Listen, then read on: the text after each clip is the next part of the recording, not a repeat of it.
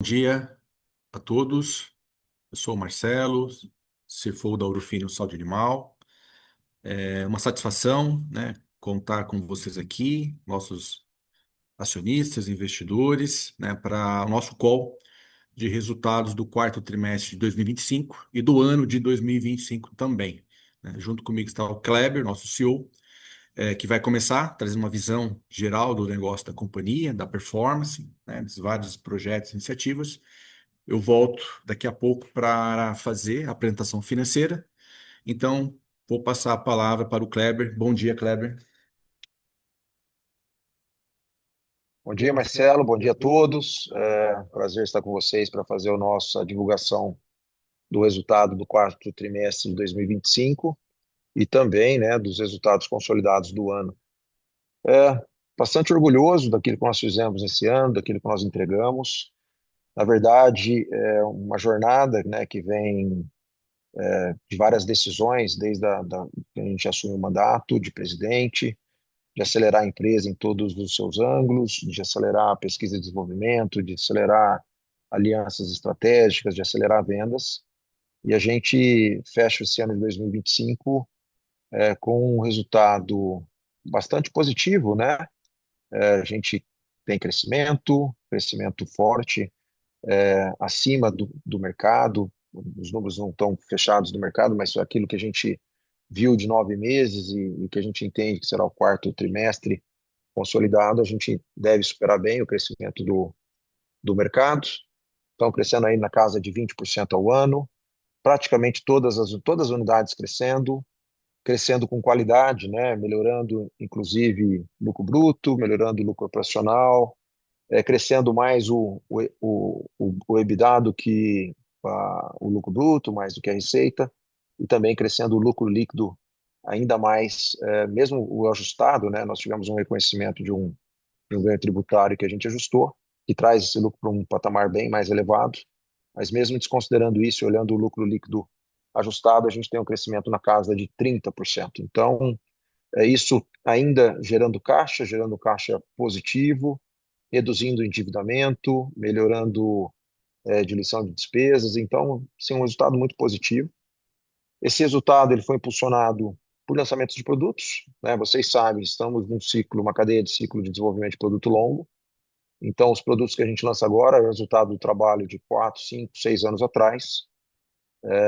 Já vimos de bons resultados em 2024, já vimos de bons lançamentos de produtos em 2024, mas, de fato, os produtos que nós lançamos agora em 2025 são produtos grandes, relevantes e que nos trazem uma boa possibilidade de futuro, de melhoria ainda dos resultados. Então, eu tenho certeza que esses produtos ainda vão trazer muito bons resultados. Claro que o nosso pipeline de produtos está cheio, nós temos bastante coisa pela frente também, mas isso mostra a capacidade de inovação da Ourofino. Nada disso seria possível sem a força do nosso trabalho, da nossa equipe, dos nossos colaboradores. Então, quero agradecer já de antemão todo mundo, né? Esse final de ano é o momento para a gente fazer esses reconhecimentos. Um time que é apaixonado pelo que faz, que trabalha para reimaginar a saúde animal todos os dias e que vive os nossos valores, né, de jogar para ganhar, de cuidar das pessoas, de conectar com o mundo também diariamente. Então, muito feliz com os resultados.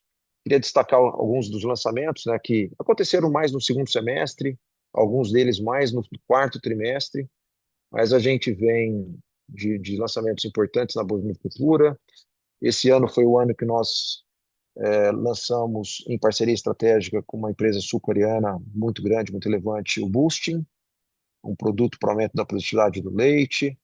Nós lançamos também os primeiros produtos pós-patentes de Fluralaner, que é o Nexlaner para bovinos, né? Um carrapaticida poderosíssimo para situações mais complexas do controle do carrapato. É um produto com muito potencial na pecuária extensiva, na pecuária tropical, principalmente quando a gente olha principalmente para os gados de origem europeia, né, que sofrem mais com os carrapatos. Lançamos o Elpet, que é o nosso produto à base de Fluralaner para animais de companhia. E aqui os destaques, tá?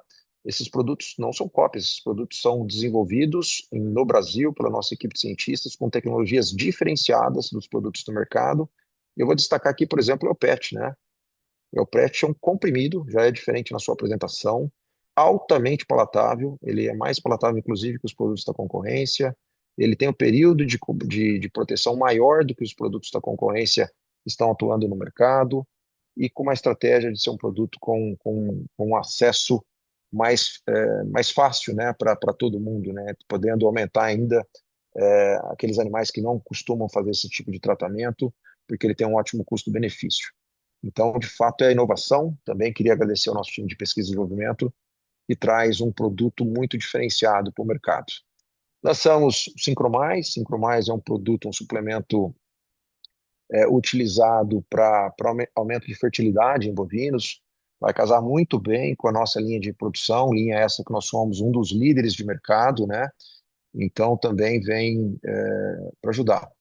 E fora isso, nós temos as nossas vacinas.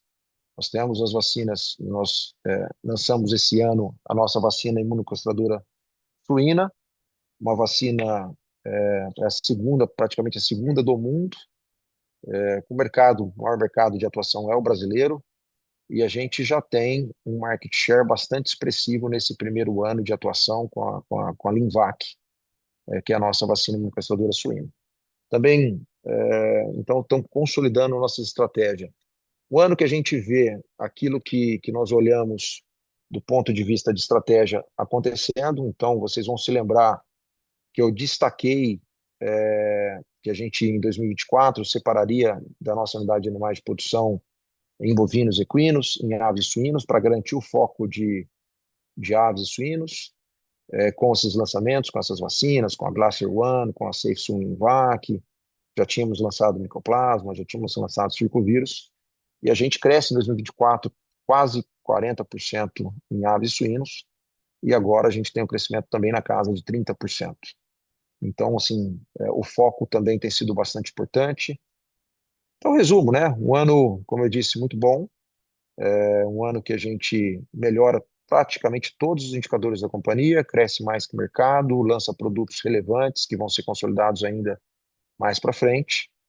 E mais do que isso, um ano que tem ainda muito trabalho feito do ponto de vista de governança. Nossa governança segue irretocável, né? Continuamos trabalhando muito conjunto com o nosso conselho de administração. Realizamos mais um ciclo de planejamento estratégico ao longo desse ano, que vai pegar agora o ciclo de 2026 a 2030. Então, estamos muito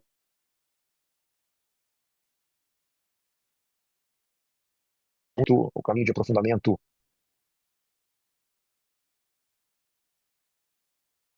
do desenvolvimento de produtos e parcerias, de eficiência operacional. Então, foi um ano que nós trabalhamos nesse novo ciclo de planejamento estratégico. Nós temos também todo o trabalho desenvolvido em cima da governança de produtos, de análise de riscos. Então, assim, entendo que nós estamos num ótimo caminho.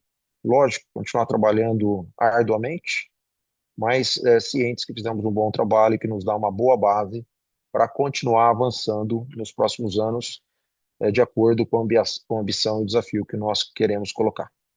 Então, é isso. Eu volto depois na sessão de perguntas e respostas, e eu vou voltar agora a palavra para o Marcelo Silva, nosso CFO, que vai fazer todo o detalhamento dos nossos números e desses indicadores que eu mencionei agora. Marcelo, está com você.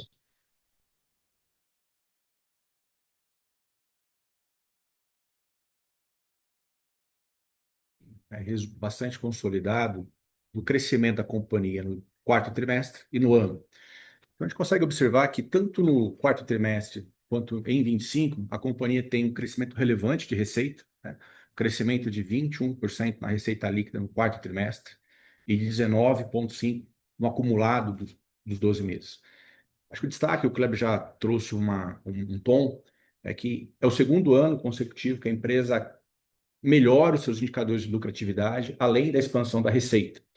Então, no trimestre, a receita expande 21,1%, o lucro bruto tem uma expansão de 26,8%, o que traz um ganho de 2,3 pontos percentuais de margem bruta nesse trimestre comparado ao ano passado. O mesmo ocorre quando a gente olha o ano, um crescimento de 19,5% na receita líquida, contra um lucro bruto de 22,3%, um ganho de 1,2 pontos percentuais de lucro bruto. O crescimento do lucro bruto acima do faturamento da receita líquida reflete, evidentemente, um portfólio mais favorável, né, principalmente em função tanto dos lançamentos dos novos produtos, muitos deles primeiros ou segundos entrantes no mercado, né, a empresa foi bastante ágil em acessar tanto os mercados de Fulalana quanto a imunocastração e outros produtos, mas também, né, a agenda interna da companhia em atuar na redução de custo e otimização de processos. EBITDA também segue um crescimento de expansão acima da margem bruta. No trimestre, a expansão do EBITDA foi de 39,5%. No acumulado do ano, o crescimento é de 27,4%. O EBITDA crescendo acima do lucro bruto reflete a agenda da companhia em diluir despesas gerais administrativas, evidentemente que preservando, né, os investimentos no core substancialmente, estrutura de vendas e também a estrutura de pesquisa e desenvolvimento. E o lucro líquido ajustado, né, que cresceu no trimestre 53,7% e 32,1% no acumulado de 12 meses, é resultado, acho, de uma estrutura de capital bastante favorável e adequada ao nosso perfil de investimento, também de uma agenda, né, de eficiência tributária aqui conduzida pela companhia. Então, crescimento de lucro bruto acima de receita líquida, né, por mix favorável, redução de custos, EBITDA crescendo mais que o lucro bruto em função de diluição, né, das despesas, e o lucro líquido crescendo mais do que o EBITDA em função da estrutura de capital e da agenda da companhia em buscar a melhor eficiência tributária possível.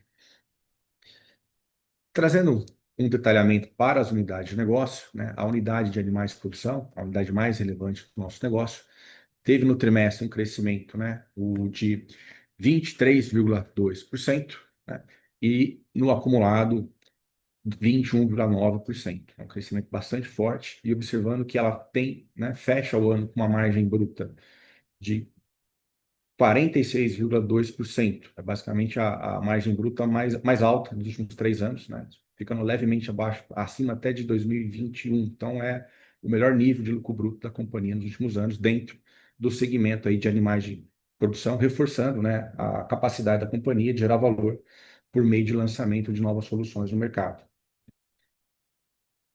Animais de companhia, né, também apresentam um crescimento relevante, mesmo nós estamos acompanhando que em 25 o mercado está um pouco mais desaquecido comparado a médias históricas de crescimento, mas um crescimento de 10,4% no acumulado do ano é um crescimento bastante relevante, e o crescimento de 24% no trimestre reflete o lançamento de novos produtos, como é o PET, que o Kleber já trouxe na sua fala inicial.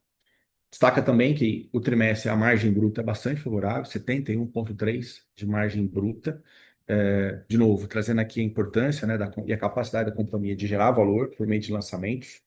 E no acumulado de 12 meses, um lucro bruto a margem bruta de 69,3%. Uma margem bruta também bastante importante, que mostra, né, e justifica os investimentos da companhia em acelerar o seu crescimento dentro do mercado de animais de companhia no Brasil, né, e na América Latina. As operações internacionais, outra importante avenida de crescimento, teve um crescimento relevante no acumulado do ano, cresceu 17%. É uma unidade que tem uma margem bruta bastante importante, acima da margem bruta de animais de produção no Brasil, além de ser estratégico para a companhia, em função de que a América Latina é o nosso grande campo de jogo e atuação. Temos a ambição de ser a empresa mais admirada da América Latina. Funciona como um hedge natural para nossas operações, considerando que a cadeia de insumos do nosso segmento tem uma parcela importante, que refere-se a itens importados. Então, estamos bastante satisfeitos com a performance da unidade de operações internacionais em 2025, né, porque crescemos basicamente tanto nas subsidiárias, México e Colômbia, onde temos operações locais, equipes comerciais, como também em outros países. Então, crescimento importante e que reafirma o compromisso da companhia de continuar, né, essa agenda de investimento nas operações internacionais nos próximos anos. As despesas da companhia seguem um caminho de diluição, né, ficou em 27,5% da receita contra 28,7% em 24 e 30 em 2023. É uma agenda constante de buscar eficiência interna nas operações e justificar o crescimento da margem acima do crescimento da receita. Os investimentos em pesquisa e desenvolvimento ficaram em 6,4%, levemente abaixo dos anos anteriores, mas aqui refletindo muito o estágio de projetos. Como o Cláudio comentou, os ciclos são bastante longos, então esse ano tivemos bastante lançamento de produtos, né? A fase final de lançamento é, dos cursos ocorreram em 24, 25 temos os cursos do lançamento. Então, à medida que os projetos se concentram em diferentes fases, esse percentual pode oscilar de 6,4, 7, mas a empresa mantém aí parcela relevante, inclusive comparado, né, às outras empresas concorrentes do setor, o nosso percentual de pesquisa e desenvolvimento, de investimento, compara-se, né, aos principais players que têm seus dados divulgados. Então, a empresa mantém uma agenda importante de P&D de forma contínua. Apenas trazendo de forma gráfica, já comentei anteriormente, o crescimento, a performance do EBIT da companhia, tanto no trimestre quanto no acumulado do ano, é uma performance bastante importante. Mas quero destacar também não só crescimento de expansão de vendas, acompanhado de expansão de margem, mas também de geração de caixa, né? A nossa geração de caixa líquida, entenda-se líquido já, o pagamento de juros e impostos estão considerados aqui dentro, foi de 100 milhões, né? Superior à geração de caixa líquida de 2024. Ou seja, a companhia conseguiu, né, vem mantendo uma agenda de crescer de forma relevante, mas preservando as margens e também a liquidez, a geração de caixa, que mostra que nós conseguimos crescer, preservando aí prazos médios de recebimento, fazendo uma boa gestão do capital de giro e o que nos dá conforto, né, de continuar investindo nos próximos anos. Então, um crescimento de resultado importante, mas preservando a geração de caixa, né? A posição de caixa da companhia no final do período foi de 250 milhões, mesmo em um ano que nós fizemos aí uma devolução, de parte dos investimentos acumulados nos últimos 10 anos dos nossos investidores, na forma de redução de capital e dividendos na casa de 155 milhões. Então, a empresa consegue também fazer uma boa, melhorar o seu índice de payout, gerar caixa e manter um nível muito saudável de liquidez. E a combinação, né, de crescimento com expansão de margem e geração de caixa, né, consequentemente, se traduz aqui numa redução da alavancagem, né, medida aqui pela dívida líquida EBITDA, né, que ficou em 0,85, né? Então, basicamente, muito adequado nosso nível de endividamento, né, 0,30 vezes, 0,30 no patrimônio, 0,85 em relação à dívida líquida EBITDA. E considerando que essa dívida tem um perfil bastante adequado ao nosso perfil de investimento, né? Uma dívida que está concentrada aí basicamente em créditos voltado para a inovação, né? Com um custo de 8,23% ao ano, conta, né, uma taxa básica de 15%. Então, alavancagem bastante baixa, abaixo de uma vez EBITDA, com uma dívida que tem um custo de capital bastante adequado e um perfil alongado, aderente ao nosso perfil de investimento e também bastante alongada em termos de prazo. 89% de endividamento, fechou o ano no longo prazo, né, e com um aging bastante confortável. Então, o total dessa dívida, 30, 40% vence acima de 5 anos. Então, quando a gente compara a nossa geração de caixa operacional, o quanto dela está, vamos dizer, comprometida com o pagamento de juros e amortização, é uma equação bastante confortável para a companhia, né, e nos dá conforto de vir aqui afirmar que a nossa agenda de investimento continua bastante relevante nos próximos anos, substancialmente os investimentos para lançamento de novos produtos. Bom, eu encerro aqui a parte financeira, volto para o Kleber, também fico à disposição aqui para o Q&A. Kleber.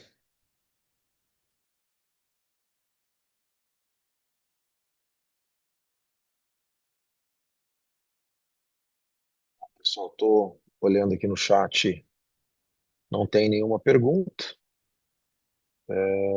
Então, peraí, apareceu uma pergunta, só um segundinho.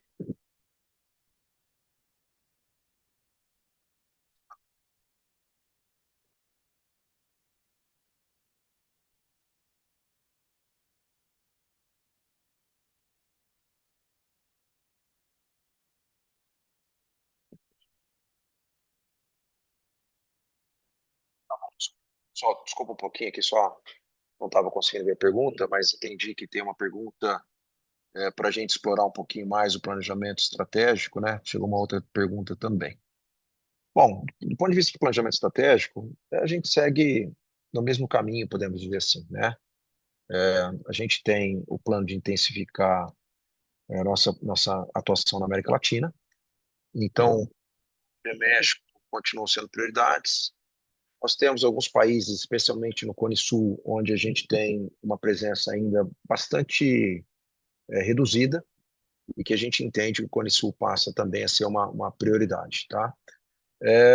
Nós continuamos investindo em biológicos, então nós temos, inclusive, uma visão de que tem alguns produtos globais aí para a gente trabalhar para outros ciclos de planejamento estratégico, mas que a gente tem que preparar a casa. Nós temos uma agenda de eficiência operacional bastante importante, especialmente para capturar ainda mais oportunidades de mercado. Então, estou falando de aprimoramento das nossas operações de marketing, de marca, de venda. É um pilar bastante importante e a gente tem já trabalhado uma agenda de desenvolvimento de equipes, de estruturação dos times, para que a gente possa trazer isso para frente. Então, assim, tem bastante coisa, né? Lógico, a agenda de produtos, buscando aqueles produtos com maior potencial de mercado, com maior oportunidade de vencer, como foram os últimos lançamentos. Então, é uma agenda ainda de crescimento orgânico, voltada para esses pilares que eu mencionei e que tem o objetivo de continuar nos tornando a empresa mais admirada da América Latina, como eu sempre falo. Então, essa é uma agenda importante. Chegou uma outra pergunta aqui sobre distribuição extraordinária de dividendos.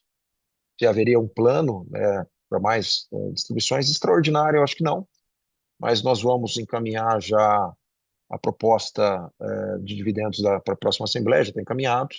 A gente deve fazer um pagamento acima do mínimo, então entendo que a companhia gerando caixa suficiente como nós estamos gerados, né, com qualidade, a gente pode sim, dependendo do crivo do conselho de administração, fazer distribuições acima do mínimo, tá? Mas nós não temos um plano já estabelecido de montantes do futuro, a não ser esse que nós já estamos apresentando como proposta de distribuição de dividendos desse ano agora, tá? Tem mais uma pergunta aqui: qual o nível de crescimento estão esperando para esse resultado de 2026?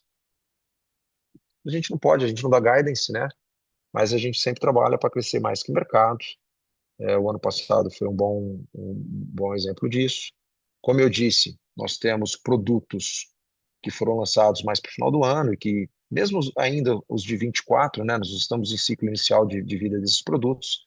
Então, eu entendo que nós temos ali uma possibilidade de consolidação de receitas, de aumento de receitas para frente, suficiente para garantir esse objetivo que nós estamos procurando. Mas, infelizmente, a gente não dá guidance, então eu não posso trazer mais informações nesse aspecto.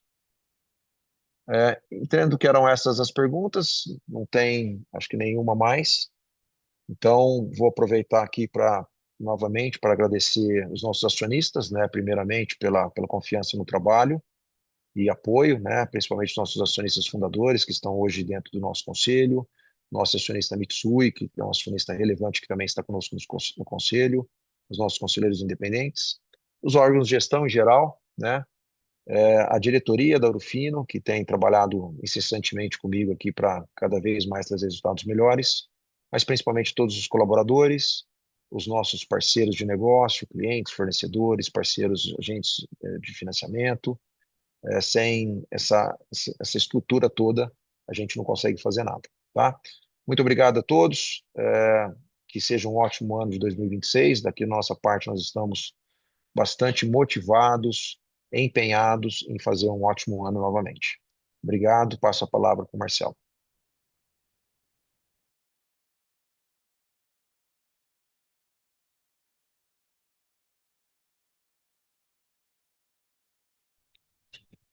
Obrigado, Kleber. Faço aqui também meus agradecimentos a todos que nos apoiam e acompanham o nosso trabalho.